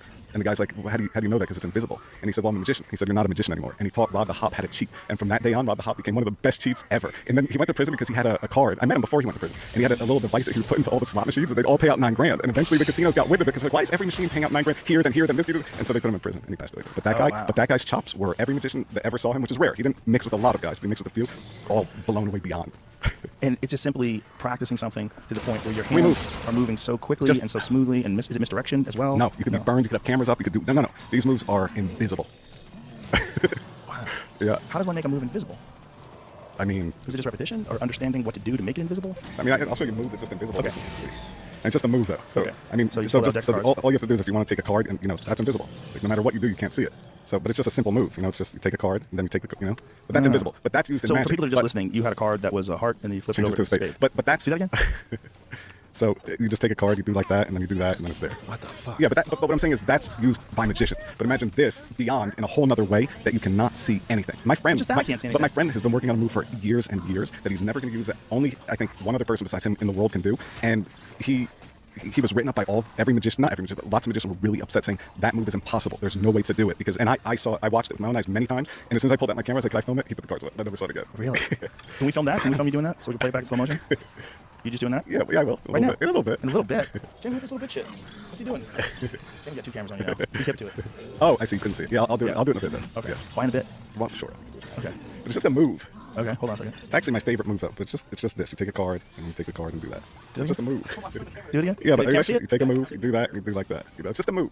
But I'm just saying, like, there's so many moves that are so relevant and that are so amazing if you want to be a card cheat, where you do this with such precision that nobody could ever detect it. Have you ever done that playing poker just to blow people's minds? Yeah, when I was like 18, I went to one of my friends' like college games, and I cheated everybody just to see if I could. But then I returned all their money. I said, guys, I'm a magician. I just cheated everybody here. But I just wanted to prove, and I told my friend whose house it was at the games. Thank God you did that. That must have blown them away though. Yeah, most people think, I'm watching. But also, nobody knew that I was a magician. Right. Like all my friends growing up, only my best friends knew that I did magic. Even I went through the silly phase of like trying the ridiculous tricks, like an appearing cane. I was like 11, and I did this thing where a cane appears, and I went pop my eye out. I had yeah, I was like, I scratched my cornea. I couldn't use my. But that, I think that was part of the reason that I never went into like the illusions or the I didn't have magic kits. I had a deck of cards and then things that you would find laying around. So I think part of the magic that I love is when you're using real things in real places, and that is the magic. And it's essentially learning a movement till you get to it. And you have to make it look as natural as possible. When you're doing that, it looks insane because it doesn't make any sense. Like I'm just seeing, you're not even moving fast. I had a guy just flying from London. He's like so incredible. And his name is Andrew Frost. He is amazing. And I just spent time with him just so I could sit there and have him tweak me, because he's so brilliant. He has like that mindset of a card cheat, but he's a magician. But he's so precise. It's like, I want you to watch everything that I do, and I want you to pick apart everything. Because I also don't get the opportunity to sit there and do card tricks all day and all night because I do these other things. So it's like I lose time on doing this thing that I love doing because I'm like, oh, how can I learn how to do this thing with a snake? Right. But like these guys that just do this day and night are the best in the world. And they perform for magicians because a magician can appreciate the amount of time and work that goes into what they're seeing. Yeah. You see, nobody else, when you see it, you just see a simple trick, right? Yeah. But when I see a magician perform, I see how I'm like, oh, this guy's put 10,000 hours in on that move. How many hours do you think you put in on that simple trick? Oh, that's been forever. That's my whole life. It's like that started with my best friend, who's my mentor also, that showed me the correct way to do it when I was like 18. And then I think I was with him at the card thing in Cleveland a week ago, and he still corrected me. Yeah. After all these years, he's like, oh, I forgot to tell you, you need to do this. Oh wow. But it's so But strange. that's why to me it's a constant learning curve. Yeah. You know, and it's fun to discover all these secrets because they're not readily available. You have Right. to search hard for the good stuff, and then you have to put the work in. Yeah. And then my friend doesn't perform ever. He just loves the technical part of it. But then I have to now learn how to perform it, and then I go out and fail over and over and over and over and over, and then eventually it starts to become decent, and then eventually it becomes something I'm happy about. I mean, I'm never fully happy. I'm always like tweaking. You know. Did you film yourself initially to make sure that you couldn't see yourself doing these No, things? I like to put myself in the hot seat, and I like to just go out there, perform it, and then fail, and then learn from that. But yeah, it would be better to set up a camera, film yourself, watch it 1,000 times short. In the beginning, did you have a lot of people that busted you? Like, I see what you're doing. Well, the good thing about being a magician is nobody knows where it goes. So at the end, you can always curve, and that's like jazzing. So even if you're off, you can still go. You can improvise. Yeah, which is probably like fighting, right? Like you're in a weak position, but you can You can adjust. You Yeah, can improvise. yeah, and that's what I think makes a magician really great as well. The ability to. Yeah, to just keep turning. Yeah. turning. You know. Interesting. And if you have enough tricks up your sleeve, you can almost like have them believe that the first couple ones. Well, it's all part. Yes. The outcome. Yeah. But I fumbled before, but I just keep going. It's like bombing on stage or like fucking a joke up and. Yeah, but bombing on stage that's where you learn. That's like where you learn the most. So every time I've been on stage and everything is like a disaster, that's always the biggest learning curve. And then usually I get energized, and then you really. Yeah, most certainly. Yeah. That's what comedy's about. Is like you realize like, God, that sucked. I gotta get better. I gotta figure out what I did wrong, and then never do that thing that I did wrong again, and figure out a way to make it better. Right, and the way you play in little venues and you repetitiously do the Yes. comedy act, and you keep the stuff that you like, you tweak it, you work on it for like a year. That's what I think a good magician does. It's the exact same formula as a comedy show. How many different card tricks do you think you know? I could go on forever. Is that sort of the foundation of your magic? Is card tricks? I just love the way they feel. There's like it's like a digital fixation almost. Just the way they feel in the hand, the size, the shape. And this must be something you have to practice constantly. Yeah, it's day and night. That's all you do. So you practice still all to the this time. day? All the time. Yeah. Wow, by yourself most of the time? Yeah, I mean, I'm holding cards all the time. Yeah, always. You ever leave the house without cards? No, no way. Never. Even if I came with you to do the cold plunge, the deck of cards would be right next to it. Really? Yeah, and I always still wake up with cards stuck all over my face, my neck, all the time. Yeah, all the time. Wow, that's crazy. You have to be married. That's so nuts. You have to be married to card tricks, and that's the only way to be as good as you're at. Well, I think it's also like anybody could have access to a deck of cards, and there's so much material and so much that you can learn. Yeah. I might take some of that. Get some of that, Yeah, thanks. Cheers, sir. Cheers. Yeah. Always good to see you. Yeah, you too. I'm always blown away. I'm always blown away because when I see you and you do card tricks, I always think next time I see him, I'm gonna pay attention and I'm gonna figure it out. Nope. Did you get it? I think I forgot to switch the camera, but I'm watching him do that in a side angle from zoomed in. Couldn't see it. 4 times in a row, couldn't see it. And even if you slow it down, No, I'm watching the guy who just said Andrew Foss. I'm watching him. He's do a amazing, trick. right? I'll show you. It's Yeah, in slow he's- motion. Oh, I did it frame by frame. I kind of know where he did the one He's switch. incredible. We don't know where it went. Like, What's it? I'll do it. Hear it. It's called Too Many Aces for those that are just watching it. okay. So You got 4 you aces. probably assumed already, if you had cut me a queen, we would have ended up with like 12 aces. Let's have a look. This guy's so good. Yeah, just the 4 aces. But having 12 aces, right, would be inconvenient because then you couldn't fit them inside the box, you couldn't do anything like that, right? And you end up with just the 4 aces. And the real thing is if you lose track of what aces come from what card, because then you can't put them back together, and you end up with this useless deck of cards, which is just full of aces the entire time, and then, yeah, you just can't put them back, which is why it's important to do this. What? What? And that's it. You put them back inside the box, and you don't get this useless- Fuck. What the? Did you catch it? No. Where we Which go? is why it's important to do this. What aces come from what card? Because then you can't put them back together, and you end up with this useless deck of cards, which is just full of aces the entire time, and you end up with just the 4 aces. And the real thing is if you lose track of what aces come from what card, because then you can't put them back together, and you end up with this useless deck of inside the box. You couldn't do anything like that, right? And you end up with just the 4 aces. And the real thing is if you lose track of what aces come from what card, then you can't put them back together, and you end up with this useless deck of cards, which is just full of aces the entire time, and then, yeah, you just can't put them back, which is why it's important to do this. What? And that's it. You put them back inside the box, and you don't get this useless... What the? Did you catch? No. Where we go? But by the way, that's the least of what he does. I mean, he is a phenomenon. But there's lots of guys, by the way, that are just mind-blowing with their sleight of hand. How many guys do that in poker games? Oh, It must- lots. it must be a lot of A guys getting ripped lot. off in poker Yes, games. of course. Yeah. You know that. I don't know that. I don't play poker. You know, there's tons I'm of asking. cheats. I've I met never a guy. asked I met a about guy it. once. I was the first time I met Mike Tyson. I went to his hotel at the Trump International, and I was doing magic to everybody. You know, because Muhammad Ali used to do magic, and he taught Mike how to levitate and stuff like that. So Mike was kind of into the whole magic thing, and I started showing him all these things. And the guy pulled me aside. He was like, you know, I do some stuff too. And I was like, well, what do you do? He's like, well, I gamble. You know, sometimes I go out with these guys and I win a lot of money. And I was like, so what are you doing?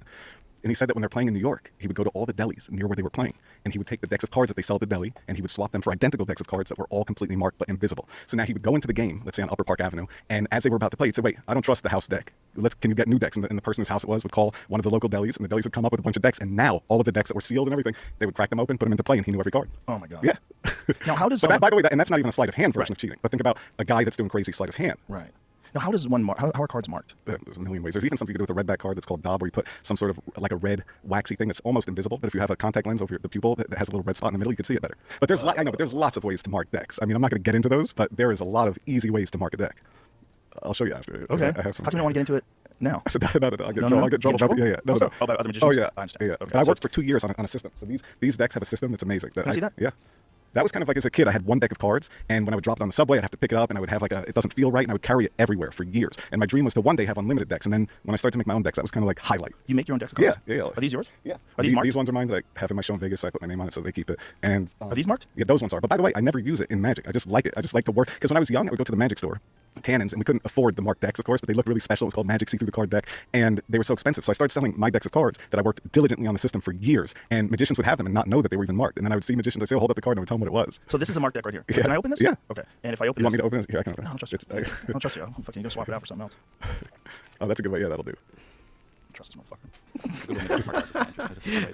Yeah, this one I think is very clever, though. I think this one's marked in the actual corner where you can see the art. I guess is done that way.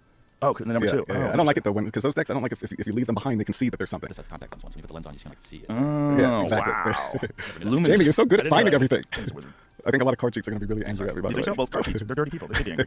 Should be angry to burn to them. Okay, I'm gonna see if there's anything I can see. No, you won't see it, but take out the two jokers on the top and bottom. Yeah. Why? Well, What is that? Is that a joker? Yeah, Joker I designed. Me swallowing a sword. Oh, You God. can just take that out. Take those out. Yeah, and take out the Those top aren't card. marked? No. I don't trust you. No, you Those don't. marked. Do you trust him? Yeah, I trust this motherfucker. I am Willard What does this say? Nothing. It says, What's that?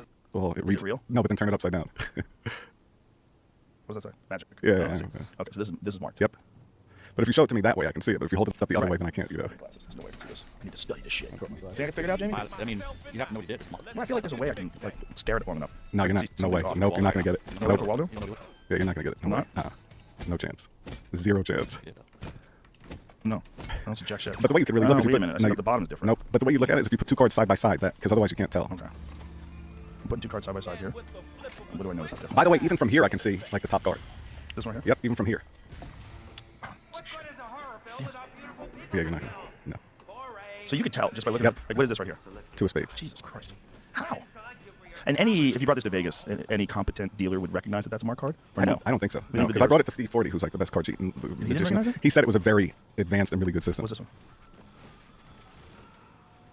Queen of Hearts. Damn, son. How about this one here? Three of Diamonds. But you know, I'm gonna show. No, but after I'll give you a little. No, but after I'll give you a little hint. After the show. No, yeah, no way. I'm telling everybody. I'm gonna get on Instagram. You're gonna. No, you're not. Absolutely not. But Oh, yeah, give him the can you? deck. I don't know. Really? Okay. Hold on. Hold on a second. I'm gonna bring this Well, up. here, this deck also. Here. Okay. Why do you do that? Give me one more so I can compare to something. By the way, I worked on this for years. Should I give one little hint? No. No, I'm gonna give one little hint. What is the little The ace is the easiest one to identify. The ace is the easiest Yeah, that's one. my only hint. Okay. I see nothing but patterns that look. I worked with my very good friend who's a great magician, Doug, on this for 2 years. We worked. Magic guy? Yeah. My guy. No, I mean like is it when you- Magic eye, yeah, like, you you blur it stare at out. it becomes a thing? Or you unbuckle That your has a eyes? little bit to do with it, by the way. That Jamie, It's that's hard to do. Jamie, that's really good that you just James, got what that. I have another deck as well, but it's in the car. But I have another deck. James also got a touch of the tism. He can see Well. some things. You're seeing something? It's a spectrum. He's got a sense. He's got a different mind. He works different. He can see things other people can't see. I can't really focus on it. Yeah, I don't know what it is. By the way, as a magician, I never ever use it in my card tricks, but it was just such a fun thing to work on. I mean, that one's a really hard one. You're looking at. Really? Yeah. They're all fucking hard. They look exactly the same. It's just so interesting to me that there's something that is so clear to you that is. Yeah, but when I teach you this, you're gonna be like, whoa. Like it'll make perfect I want sense. to end the podcast right now, just like see it. Cut it out or go in the other room. No, I'm not doing this on Doesn't trust camera. you, No way. He doesn't trust you. Go in the other room and talk about it. I'm sure you will, but still. Okay, well, I'm seeing something here. Hold on. I want to give one more hint. But I'm not Give me gonna that. Give me that hint. Come on, son. No, I'm not gonna give a hint now. Give me that hint. I'm seeing something. I'm seeing something. What are you saying? I'm seeing a disruption. There's something that's different about this. Yes. Really? Yeah. I can see something. Yeah. God damn it, what is it? And you're gonna lose it right away. I can see there's very specific lines that go up and down like this that I see that are clear. And if I look at it a certain way, I can see it clearly. So you're blurring your vision. You can blur your vision. Is that I what thought you're I had it. I was like, this can be a diamond. Oh, I see lines at the bottom. So I see something. Not at that's the like bottom. 2. No, not at the bottom. What is Nope. this? 5. Yeah, I Wrong. have to. Wrong. I thought it was a diamond. It's not a spade. Okay, I'm an idiot. No. No, it's an advanced. I think it's pretty Oh, advanced. it's like advanced as shit. I am. I'm doing all kinds of weird things with my eyes trying to pick up patterns. But there are different. There's some different. 100%. There's a different pattern to this one on my right than there is the one on my left. That's true, but it's almost imperceptible. But sure, if you can blur your vision and then. But there's clear lines on this that go up that are slightly different. They go at an angle. There's 2 very clear lines on the one, this one on my right hand, that don't exist on the one on my left. And you can see it without your glasses on. Yes, I can see it better without my glasses Interesting. on. Yes. I'm gonna get killed in the magic world, by the way. I see. There's a very clear pattern on this one too that exists that doesn't exist on this one. But God, you have to look at it so weird to see it. But I do see it. But you know, lots if I'm of looking at it magic- kind of abstractly, I can see that pattern. What is it? Wow.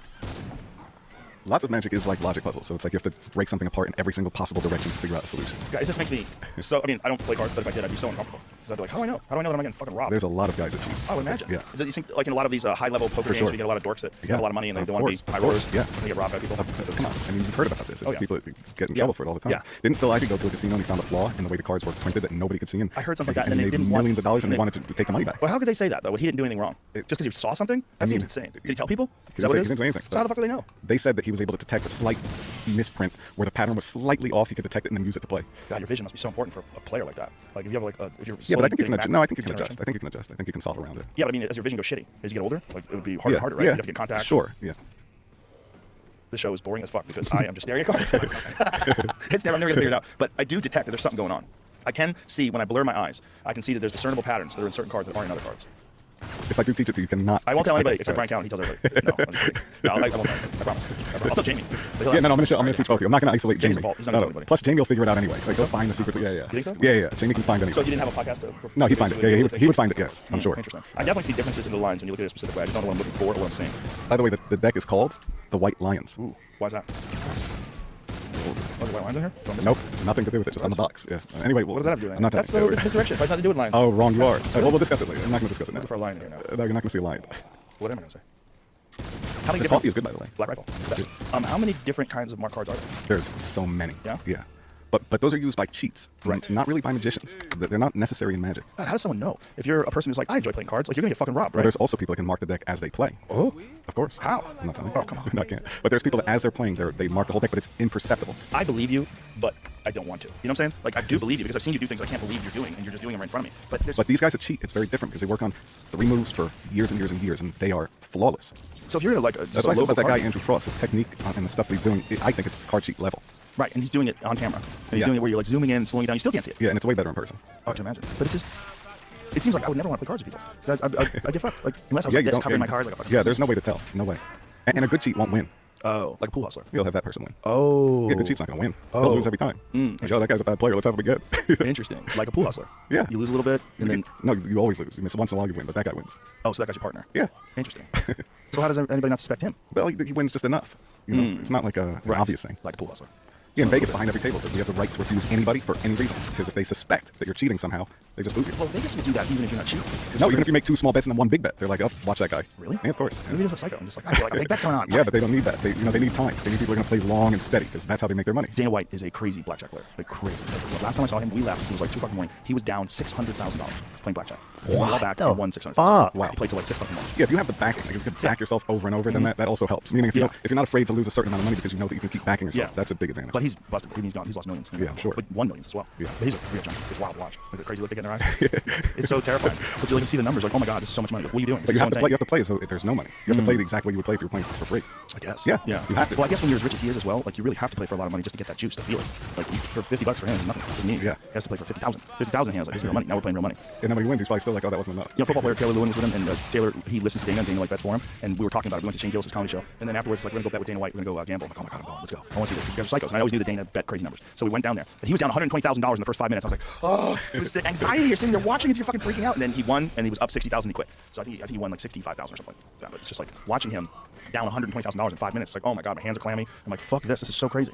I got really lucky once. What was it? The Palms? The Palms. Yeah. So I was filming my TV show, and then at the end, I was like, oh, let's go play some craps.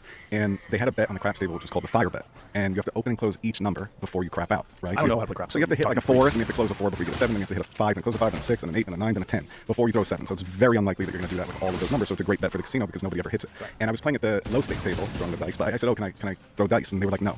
And then the bit boss, she called upstairs, David Blaine wants to throw dice, can you give approval? And they said yes. So she said, okay, take your shirt off and joke, ha ha ha. And then, but yeah, pull your sleeves up, you can throw the dice and keep your hand, not at the table. And I just, for the hell of it, put a bet down for everybody at the table, including the dealers. So I put like a bet that they would all win, I think like $5 grand or $10 grand if I hit. So I was throwing the dice. The fire bet never came out at the Palms ever. I was throwing the dice, and it was hours. And by the way, I think the Super Bowl champion table was over there, and they were all screaming, going crazy at the craps table next to us, the high stakes one, right? I kept throwing, and all of a sudden, the dealer says, the Pippa says, stop. And I was like, what? Because I was winning on hard 8, all these double 4s, all these bets, and they said, you just hit the fire bet. And everybody at the table was like, what does that mean? They said, everybody at the table just won. 5 or 10, I think 10,000. And all of a sudden, everybody started jumping up and down and going crazy. And it was like pretty amazing. They had to stop the casino, that whole area they shut down. They had to review for 2 hours to make sure I wasn't switching dice or doing anything funny. And then everybody had to fill out a W-9, and then everybody got paid. But it was pretty amazing. And then you from playing? Or they let you keep playing? no, after that I was done. But it was 2 hours of dice roll. But then they removed that bet from the palms. I think that's what I was told. Wow. Yeah, I That's just got not lucky. trust you. I No, I got believe lucky. you right now. I don't fucking believe what I you're did. saying. I promise. I got lucky. Yeah, I'm telling you, it was like yeah, sure. I'm telling you. Sure you did. I did. Yeah. But that's the problem with someone who's so good at sleight of hand. Like, you could do things with cards in front of people, and they go, no, it wasn't cheating. It was a spade, and then all of a sudden it was a diamond. But you obviously did do sleight of hand when you did that trick, right? How do I know that you can't do that with dice? You surely could. Well, I can't, but there are people that can. Must be people I that told you can. about last Yeah. time. Yeah, but not me. Yeah. Because that's not your area of expertise. Yeah, cards. I don't spend 10 hours a day throwing dice against the craps table. But if you went to a card game, people would immediately be like, what? Yeah, and as a magician, it's a lose-lose. Because if Yeah. you win, you cheated. And Right. if you lose, you're a bad magician. So I just don't play. But I would be so tempted to just see if I could get away with it. Well, I did when I was like 18. Yeah, I would be so tempted just to see if I could get away with it under the scrutiny of all the cameras in Vegas. Not trying to rip them off. If I would like to do it, like say, hey, I'm going to rip you off. Please watch this. You don't have to give me the money. Yeah, you can do that. I would like to see that. But even just card count, people that count cards. They banned Dana White from the Palms because he won too much money playing blackjack, and so he pulled the UFC from the Palms. Really? Yeah. Was he counting cards? No, just playing. Really? Yeah. He just won like $7 million in a night. Wow. Like, fuck you, you're banned. Which is crazy because like if you lost $7 million, they'd be fine with it. They'd be thrilled. But you can win $7 million and you can lose $7 million. But I was you're told legitimately most playing. casinos, the profit is from slot machines. Oh yeah, I heard that too. Yeah, it's just crazy because that's just rigged. I mean, that's just a fucking computer. It's just tempting. But that's also this weird human instinct to just keep pressing the button and hoping it wins. Try again. Try again. You know, I mean, it's not choice. It's not. You're not making decisions. You're just pressing buttons. You know what I mean? You're like scratching 6 numbers. Yeah, which is also super addictive. Yeah. Yeah. It's just so fascinating to me that people can do things right in front of your face and they tell you they're doing it. And you still can't see it. Like, what the fuck is happening here? Yeah. That's you. Yeah. Well, the funny thing now, though, is it's very different. Because in the old days, not everybody had a video camera. Right. So you could just do whatever and not worry about the angles, this, that. Yeah. Now when you do magic, you have to be hypersensitive because everybody's filming from everywhere now. Right. So, it changed the way you could perform. You have to be better. Not just better, but you have to think about things that you've never thought about. Because Right. the human eye can't see it. Right. The human eye is worse than the first cell phone camera ever. It's just so low resolution, the image is upside down, you have a big optical nerve in the middle. So the eye doesn't really see, the brain paints a picture. The video Right. camera records, then you can see. And so if anybody's doing something that has a flaw, it's caught. Right. So it changes, it changed magic a lot. But yet you can still do it. You just Yeah, have to you just adjust. have to think about all angles at all times and be hyper aware It's so of crazy. everything.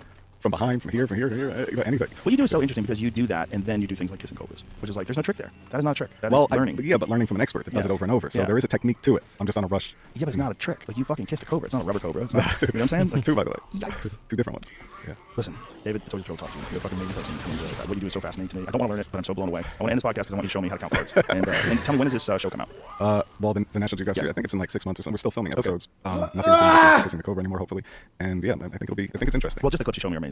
It's crazy. Which, I mean, I don't want to give it all away, but you showed me a lot of wild shit, and it's fucking insane. And please tell me when it comes By the way, out. you didn't come see my show I didn't come to your show. I didn't know when it was. in Vegas. Well, you didn't tell me. Well, you have to come at one Well, point. when is it? It's at the Win, and you have to see it. When is it? How often do you do it? It's only like a few days a month because it has this magic and everything in it, but it has the physical stuff as well, so I can't overdo it. But that show isn't going to last for a long time because physically it's not possible, so you really should come see I it. will. When are you doing it again? Are you there on December 15th? No, it's like end of the month. Oh, it's end of the month? Yeah, but it's a few days per month, so Okay. you should really see it. You tell. Okay, there it is. It's up there. So I will figure out when I can get to Vegas, and I will do it. Yes, I'll try please. to do it in line. But it's a with show that I can't keep doing for much longer, I'm so I sure. really would love it if you did come. God, I hope I don't go to one World meeting. Tour.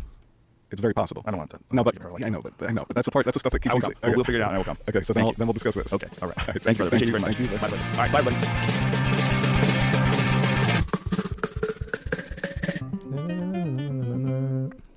This episode is brought to you by Life Law.